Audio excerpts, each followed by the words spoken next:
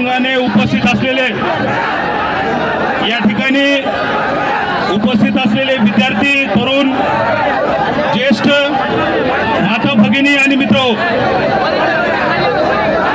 गेल्या महिन्याभरापासून जंतर मंतरवर नीट पेपर फुटीच्या अनुषंगाने आंदोलन सुरू आहे.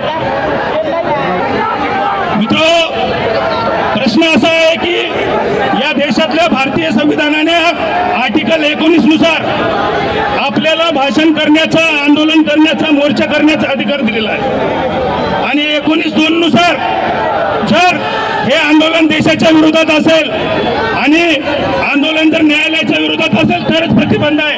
बाकी कोणत्याही गोष्टीला आंदोलन करण्याचा या देशामध्ये प्रतिबंध नाही. आपण बघितलं असेल की गेल्या 10 वर्षामध्ये एकूण 52 पेपर फुटलेले आहेत आणि नीटच्या आंदोलनामध्ये ज्या विद्यार्थ्यांनी पेपर फुटीच्या विरोधामध्ये मानसिक तणावाचे तरुण आणि तरुणी मृत्युमुखी पडलेले आहेत, अशी संख्या विद्यार्थ्यांचं आणि युवकांचं आंदोलन आहे.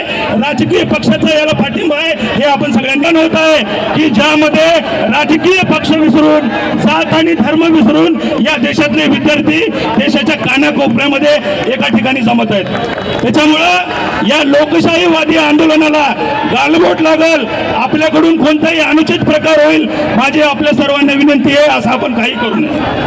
आणि या देशातला जो काय तरुण आहे तो खऱ्या अर्थाने या देशाची भावी पिढी असलेला, या देशाचं भविष्य असलेला जो तरुण आहे, जो विद्यार्थी आहे, त्याच्या पाठीमागे आपण सर्वांनी खंबीरपणे उभं राखलं पाहिजे हे या ठिकाणी मी आपल्याला सांगतो.